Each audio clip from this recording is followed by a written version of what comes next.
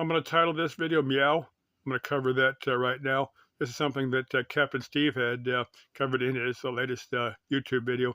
That is the title of his YouTube channel, Captain Steve, with about 3 E's in there. His video is pretty much commercial aviation related. Particular instances, different some emergencies, like the engine catches on fire, the landing gear falls off, that type of emergency type thing. But apparently, every aircraft will have 2 different radios. One of them is tuned to whatever frequency their particular runway or ground frequency requires.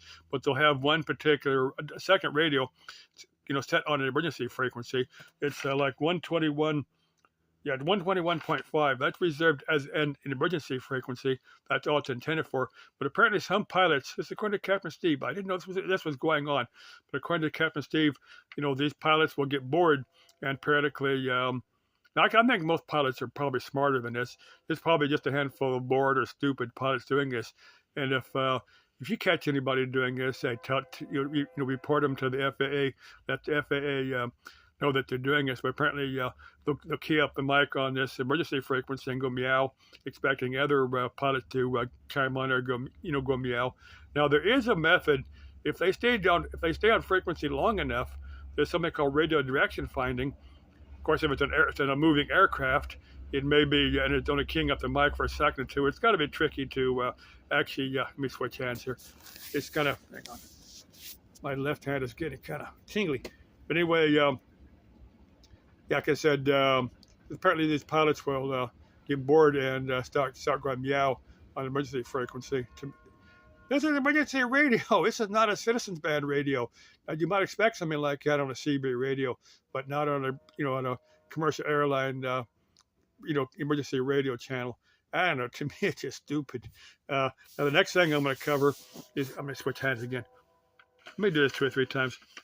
Now, there's a handful of these stories here on YouTube. I don't know if they're true or not. They sound interesting. They're titled WW2 story. WW2, the number 2 storytelling. Now, it's based upon these, Second World War, German POWs. Most of the stories are around these particular chicks that were captured in their early 20s. Now, this latest one. Now, one of them, these ladies were nurses. They were taken up to Canada, and they became a lot of the, you got to realize during World War II, a lot of the guys were drafted. So a lot of the traditional male roles that were filled by these German female POWs. A lot of these anyway. There was this one couple. I listened to 2 or 3 this morning, in between some other stuff. But anyway, these ladies, they had been they had survived some pretty brutal conditions over in Europe before they were captured, and these girls were pretty frail. Even by the time they made it across country, they were expected to. They sent them to a camp, to a farm somewhere in Texas. These ladies were expected to. They were POWs, but they were supposed to be treated fairly. They were going to be fed and housed and all that. But anyway, this one is what a corporal that was running this particular farm labor camp looked at these chicks, and he goes, these chicks are just too frail. They're just too starved to actually be adequate farm labor help. We're going to take a week or 2 and get them back healthy enough to, so they can. Of course, these ladies didn't know what was going on. They'd had years and years of propaganda about Americans, thinking Americans are going to torture, Americans going to kill them, they're going to, humiliate them, all this. And another video I was watching, these guys had cooked up some corn dogs for these ladies. Of course, these ladies had never eaten corn dogs. They didn't know what to think. Now, after about 3 or 4 days, these ladies, rather just eat bread and water than these corn dogs, because they didn't know if the Americans would try to kill them or starve them or what. These guys were being silly. Finally, one guy he's a private. He had this one chick had looked like his sister, so he just said that he sat down beside her at one of the tables and grabbed a corn dog and started eating it, and handed her the second one, and finally she started eating it and realized that she wasn't being poisoned. It was actually a pretty decent food. Now, I've had a corn dog in my life, corn dog or a dozen or so. It's been years, but I wouldn't call them Well, in German, you might think of it as Leckeressen, but I wouldn't actually think of a corn dog as Leckeressen. But anyway, this girl started liking corn dogs. Now, if you've never had a corn dog, if you're over in Europe and never had a corn dog, I'm sure you could find an American restaurant that would serve you up a corn dog. Now, after the war, some of these, there was men and women both that were held over here. According to the rules of the Geneva Convention, they all had to be sent back at the end of the war. Of course, a lot of them still had families alive in Europe, and they wanted to go back. They were looking forward to it. And some of them, they had lost all their families. They didn't have anybody to go back to. Of course, they ended up going back anyway.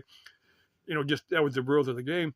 And some of them had lost all their families. Some of them, the part of the world they were from was in a different country. Some of it was occupied by the Soviet Union.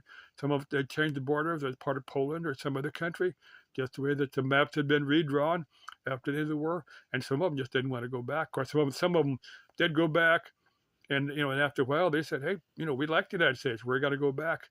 I said not a lot of them. I think a lot of them stayed over there, and they wanted to be back part of the rebuilding process and get things back going again. And of course, that's what they did. There's some pretty interesting stories. It's WW2 storytelling. That's let's see, Captain Steve. Not my pickup. Let me get my pickup. Now I had a bad transmission oil leak. There's a little chassis plug. The wiring goes through the side.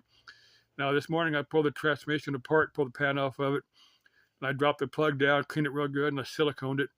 I'm gonna let the silicone dry. Tomorrow morning I'm gonna dump oil in there, more transmission oil, and just see if that's kind of working out. Hopefully I haven't damaged it. Of course, I've got about 3 other transmission cores.